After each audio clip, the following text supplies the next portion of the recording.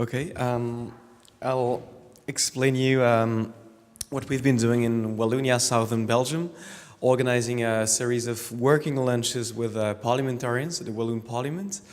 A little bit of background before that, as you know, I've been talking about that yesterday in plenary session. Wallonia and Belgium actually in general is now a non-PTA country. There is a history of failed attempts at institutionalizing technology assessment. And already before PACITA, with our group in the University of Liège, we had attempted to really raise awareness about technology assessment and try to engage in a number of research actions, trying to engage innovation actors, policymakers, and actually get to know better why there was no technology assessment institutionalized in southern Belgium.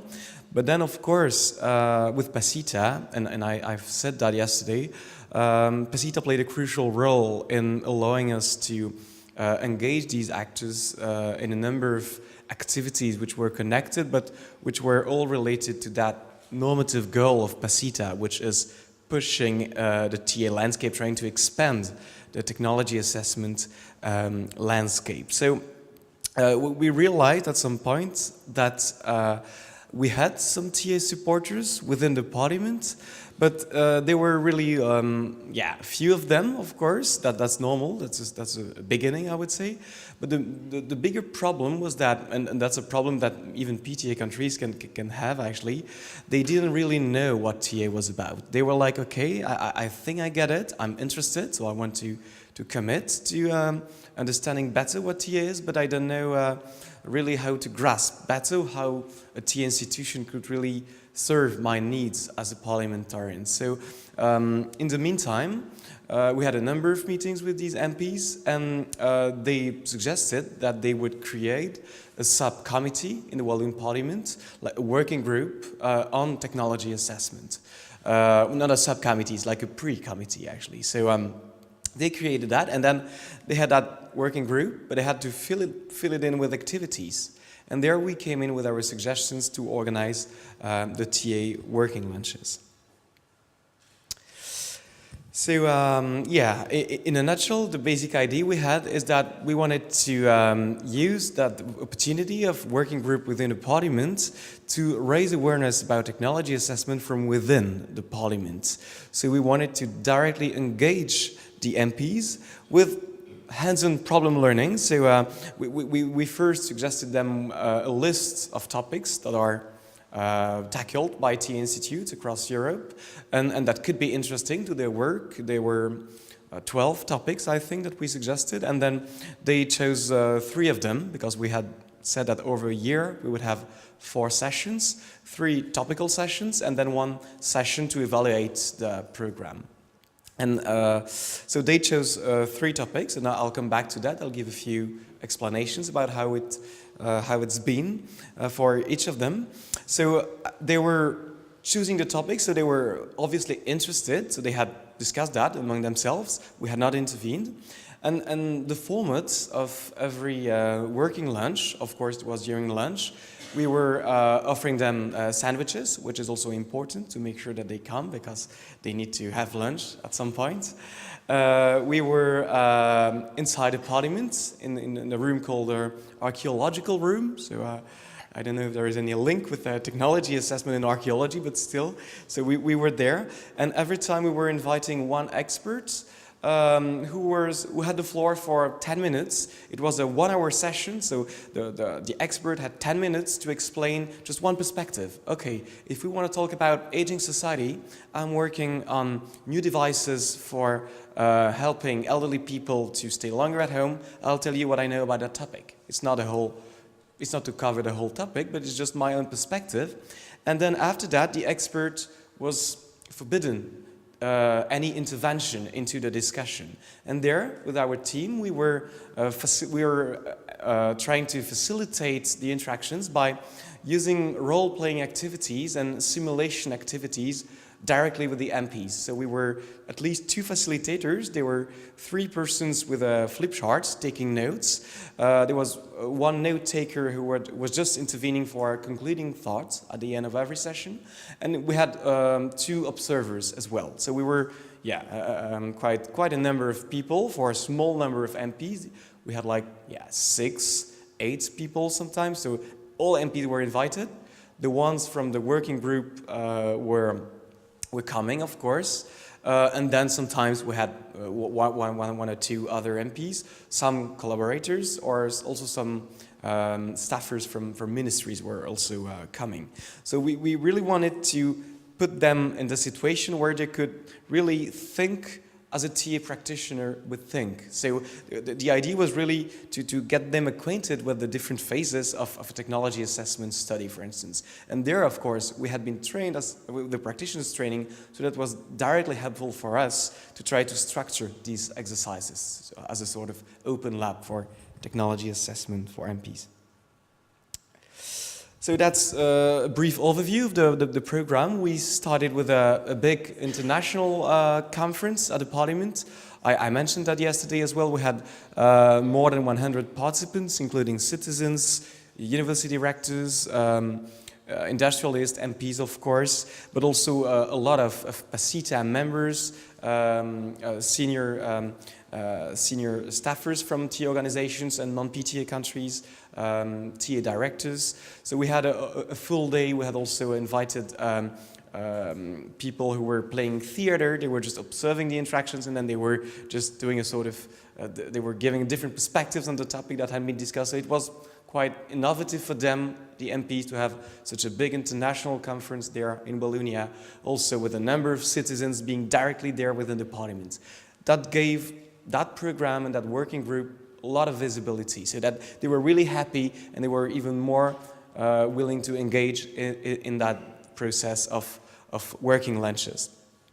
Then you can see the topics that were chosen by them: aging society, cloud computing and data mining, sustainable consumption. So fortunately, I would say they went for choosing 2 topics which were key to the PACITA project, which was good because during the whole project we could feed them with news, with reports, with what we've done with the stakeholders, the scenario workshops, or the citizen consultation in aging and sustainable consumption. So that was good. And then we had a 4th session about the evaluation, because after each session we were sending them a questionnaire, asking them, were you happy with that? Do you understand better what technology assessment is? What would you do to improve it, and so on.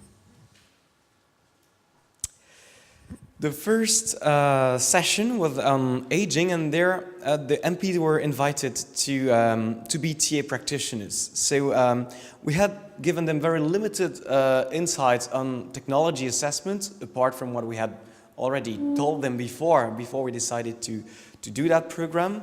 And they were invited to reflect about how to frame a topic which would be relevant for MPs. So they were thinking as TA practitioners, as if they would just propose a new topic, a new study, and they were thinking in 3 phases: framing, methods, and impacts. It was very interesting to observe them, to see how they were interacting, the type of reflections that they were having, and actually I have to say they were lacking realism. They wanted to do everything. Yeah, we're going to engage a number of experts. We're going to do a very broad participatory exercise. We're going to publish this and this and this, and we'll have like 5,000 euros budgets. You know, that they were not realistic, but still they were really enthusiastic, which was a start. So that was something that we noted, and then of course we gave a little bit of information about that in the concluding part of that, but we didn't really interfere. Sometimes it was also technical. They were lacking technical knowledge to really think about how to, who to engage. Should we engage engineers? Should we engage elderly people working in the elderly sector? So they were hesitant about that, but well, that was a start. Since they were lacking realism, we decided that we would do another kind of role-playing or simulation, and we themselves simulated a TA board, a TA body, sorry. So we were pretending we were TA practitioners, and MPs were actually member of the board. So they were there listening to us, practitioners, suggesting a couple of new studies. So we wanted to tell them, look, we are suggesting you to maybe support that and to put it at the agenda of our technology assessment. And we voluntarily went for two very contrasted projects adapted to the Walloon region. So we had a number of contextual information that they could grasp. And one project was on cloud computing. It was really an expert-based project, while the other one, Damn It, was about a data mining project with a broad participatory exercise. And of course, we were giving them a number of information about the budget, about the differences in terms of impact, objectives, and so on. So that was really to try to build on the first day in order to foster that sort of collective learning about technology assessment. And we were having interaction, they were asking us questions, and we were trying to convince them that it was interesting, but of course they had to make a choice between funding one or the other project. Third, working lunch on sustainable consumption. Then we went for still another format. MPs were themselves, we were just ourselves facilitators, but we were pretending that we had a colleague from the Ratno Institute, who is actually a real Ratno Institute project manager, André Krom.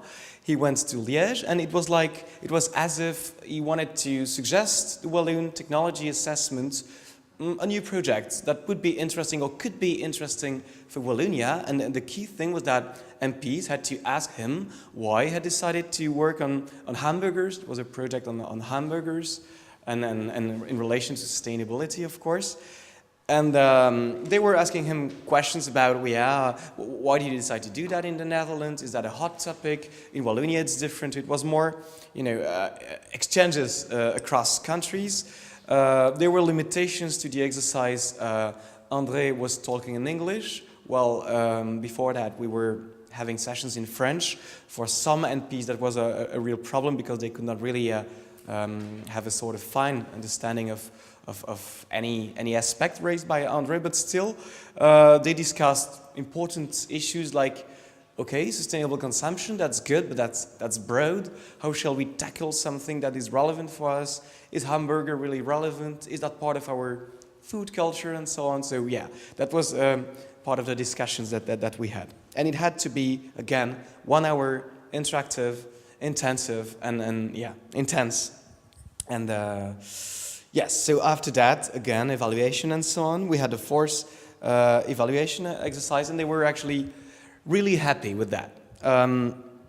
Before I come to the what came after the evaluation, a few words about the upside, also the limitations of that exercise. There was a real learning. It was obvious. We observed that a number of times. They were really happy to work together. It was completely new. And they were telling us, it's fascinating for us. Usually we work in a sort of adversarial perspective, but here we have working group, 4 political parties are represented, the main democratic parties are represented with the same unequal weights. We have 1 full member of the working group, 1 other member, so there were 8 members in total. They were working together. They were having the sensation that they were embracing a long-term perspective and that they were proud of that because they were also acknowledging that MPs often have different time frames compared to TA. They have a more short-term view, and then they were acknowledging that, so that they were really happy, and it was innovative to them also to engage with researchers like ourselves. So they were embracing a new topic, they were working together, and they were discussing with researchers who were coming to them regularly over a year. Challenge was of course to involve more MPs than the one who were in the working group. It was hard. A couple of them showed up, but it was hard to get them really active in the working group. And then, of course, they were telling us they were happy. They could really grasp better what a TA institution could provide them with, what kind of knowledge they could get of it, what kind of expectations they could have, but it was just a flavor of technology assessment. It was, in the meantime, we had continued our lobbying activities, I should say that, to try to push the agenda for technology assessment, but still, for a number of reasons I'm not delving into here, it was kind of blocked from the side of both ministers. So they were saying, it was a simulation, now we're sure we are interested, but how shall we do? We don't have a Walloon TA yet. And then things got accelerated at some point, and there was a great amount of work which was achieved. So they decided that they would press the president of the parliament, but also the concerned minister, in order to have very concrete meetings. And we were there, like, facilitating these meetings in terms of talking about what was done in terms of technology assessment, what kinds of models were existing elsewhere in Europe. And we started to have regular meetings with the president of the parliament, those working group members, MPs, staffers from the two concerned ministers, and we started to write, actually, all together. Well, they wrote it, we were just discussing it, a decree to institutionalize technology assessment. That was really, I have to say, a window of opportunity. You had that working group, you had a PACITA effect, you had an interest from EPTA as well. They had received information about EPTA, invitation to come to EPTA meetings. So that decree proposal for a new that decree proposal was written. It was first, I explained that yesterday in plenary, so I will not repeat myself, but it started its legislative journey, and that it was stuck or stopped because we had new elections. So, in conclusion, about teaching and learning TA in PACITA, not only in those working lunches, there were cumulative learning effects for us. I mentioned that already. We were already trained in facilitating that sort of exercise. I mean, our group that's one of the things that we do regularly, but still, we were understanding better how TA practitioners were trained, the different phases of TA. We had been implementing that sort of thinking into the summer schools. We had been trained in practitioners training. That was really helpful to make it more concrete, to make it more real to them. There were a number of engagements through PACITA. All these people that community made of users, of practitioners, of policymakers. They were engaged in a number of activities, sometimes overlapping, but still it was like spreading the message again and again. The only important and last point I want to make here is that we focused on learning by doing, and actually with very limited teaching. So, and that's really the way they could really grasp better what TA was about. And that's also an important finding, I would say, a sort of side effect that we just lately found with PACITA. In some non-PTA countries, obviously, after the big example projects, a number of actors said, okay, now I know what you were talking about when you were talking about technology assessment to me in my office. I didn't know what it was about, now I know. So that's really a point that maybe is important for any further work. And I would really, before I give the floor, I'd like to make oh, it's not here. Yeah, a little bit of self-promotion. We are organizing a conference in Liège in October. It's on trading zones in technological societies. There are 3 parallel sessions. The keynotes are there. And that's on public health genomics, first session, nuclear and safety and nuclear energy, second session, and the governance of knowledge society. So if you want more information about that, you can check our website. I'll give you the references. The deadline to send an application is the 30th of April, so you still have time. And here are the website. Thank you very much for your attention.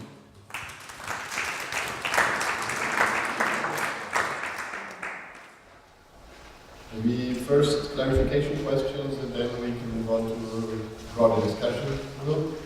Not really a clarification question, but thank you very much for the presentation. It's very interesting and very useful for us in Portugal. My question regards the moment you finished your lunches and you decided to move on to the ministries and have a meeting together. There was a blockage in the ministry, as I understood it. How did it go? Could you please elaborate a little bit better on that? Yeah.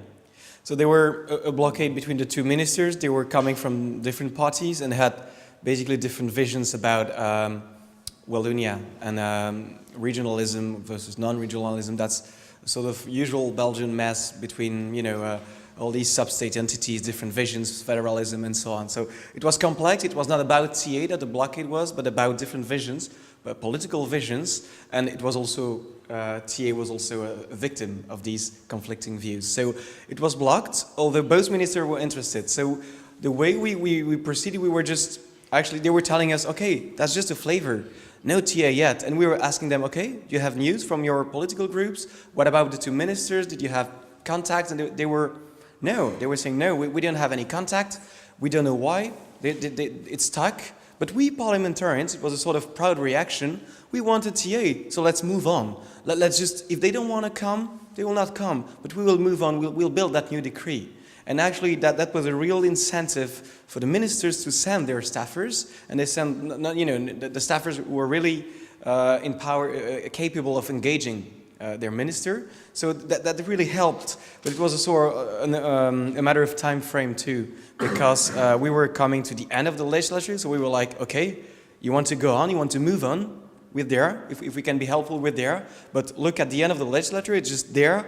There will be the electoral campaign, so we should be on the move very quickly. And then it accelerated things, and we were too late still. But that was a sort of, time was a main driver and proud reaction from themselves.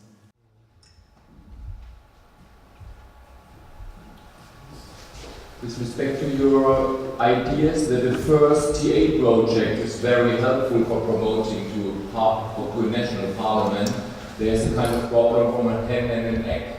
So who is going to fund the very first one? And I would even agree that if we trace back the history of the parliamentarian TA offices, there is a kind of special project which could be identified, at least one or two of them, which became very convincing to the decision makers that time, but they were taken out of a couple of, I would guess, 20, 25. So not every TA project is really in a situation that they can develop this convincing arguments with respect to policy options. Yeah. And therefore, I guess this is a good idea, but I also think that this is hard to reach, as you would need a couple of projects to have a good one, luckily, and then you need somebody who funds them first. Yeah. Is that the research ministry, so from a science perspective, or who else is going to fund these first? I don't know, that's a very good question. I mean, that was really, that was the sort of window of opportunity we had thanks to PACITA actually.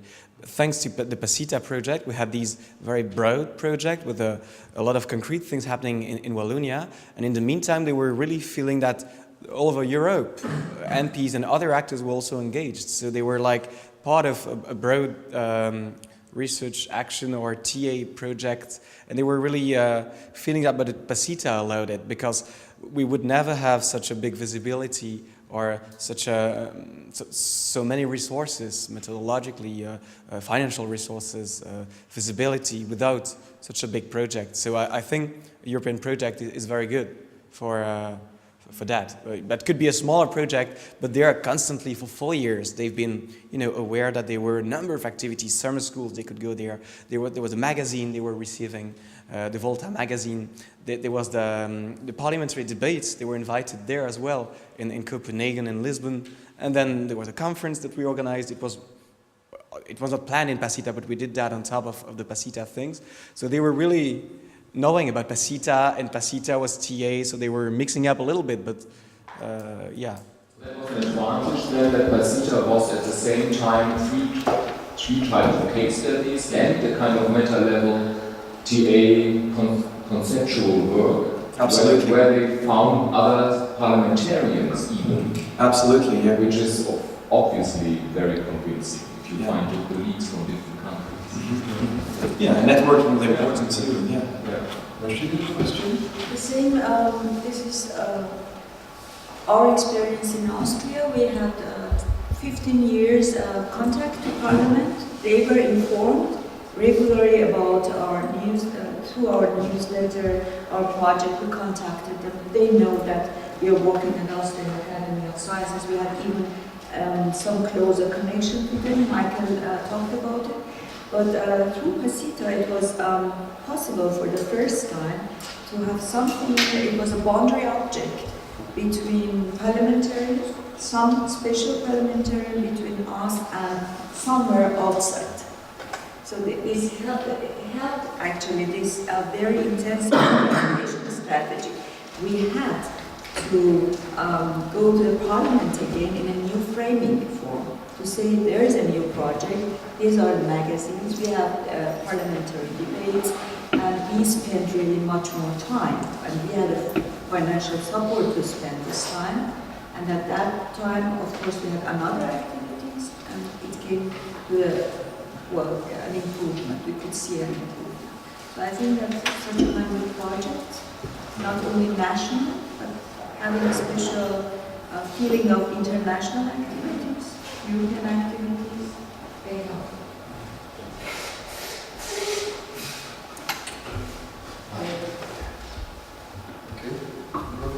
I have a question concerning the financing. Whether you actually, besides the European possibilities, still have a kind of like a flavor of a chance to finance your TA activities in whatever kind of training or UBTA within your institution or on the Walloonian level. So you're not talking about the lunches then, or in the TA activities in general? Yeah, not beyond what we usually do as part of our research activities. TA is a core part of our activities. So we do TA-like activities where, for example, participatory methods or deliberative methods. We implement a lot of them. We invent new ones, like also online methods. So that's part of what we do usually. But it depends if that's a PhD research or the Walloon region who commissions something to us. So that's something that we can compare to it's TA-like activity. So it will continue as we always did. I mean, as part of our normal research or sometimes research action activities.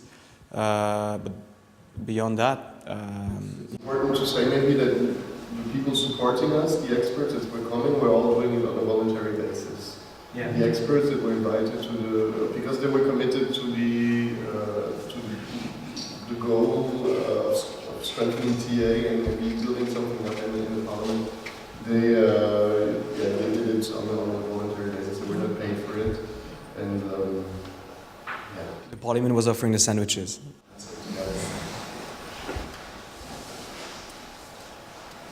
Maybe we can also come back to the other presentations, some more transversal thoughts about it. Yes, I have a question regarding the practitioners meetings in the summer school, so maybe I've missed that in the presentations, but are there any concrete plans to go on with those activities? I mean, we need funding, of course, but is there maybe a core group or something like that? It's an interesting question. I will talk a bit and then my colleagues can take over. Yesterday we were in poster session also approached to ask if there were any manuals or any materials that could be used elsewhere and so on. And it was not foreseen as such in those activities. There are, of course, the PowerPoints, you can download them, but I'm not sure it's enough to really transport those settings somewhere else.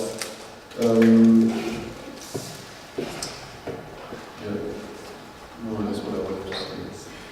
We're, of course, thinking about continuing this part of activities. The magazine was very important and successful. Summer schools and practitioner meetings.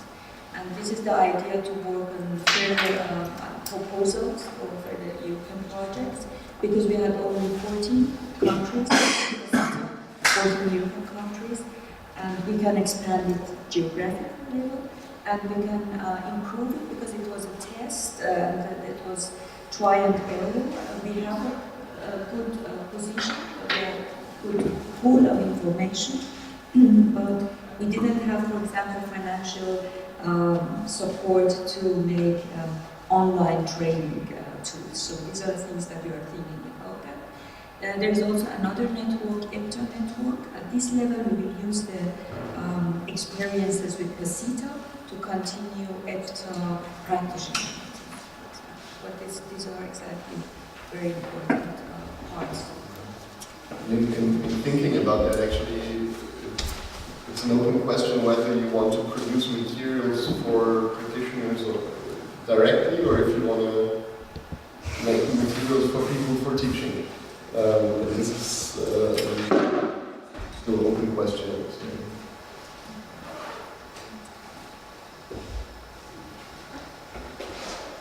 I just wanted to ask you whether you could explain how you chose the topics for two different summer schools. That might be interesting too. I think I briefly talked about it, but for the first summer school, it was all new, and also we as a partner, we were there as newcomers. We were learning in the process also ourselves. And in order to make it attractive, we send out a form, a questionnaire about what could potentially be interesting topics, and it was a long list. And out of this list, the topic of renewables got most scores. This is how we chose the first one, and the second one was in order to build on an ongoing pilot project within the Pasita on aging, so that we had from the support team, from the lecturers and the workshop facilitators, there was at least a common ground, a shared knowledge on the issue. In order to have something more robust and concrete for the people attending. One thing I was very interested in this issue of training, teaching, and building up a community is when we talk about institutionalization within Pasita, we talk a lot about models and structures and organizations and so on. And on the other side, there's a community building aspect, which is also very important in institutionalization. And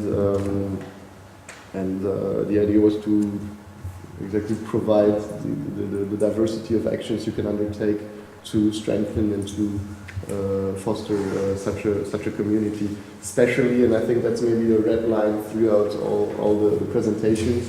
All of the things we've heard today were project funded, and in a lot of the countries there are budgetary restrictions, and it's really unlikely to see big, new, strong organizations being built up.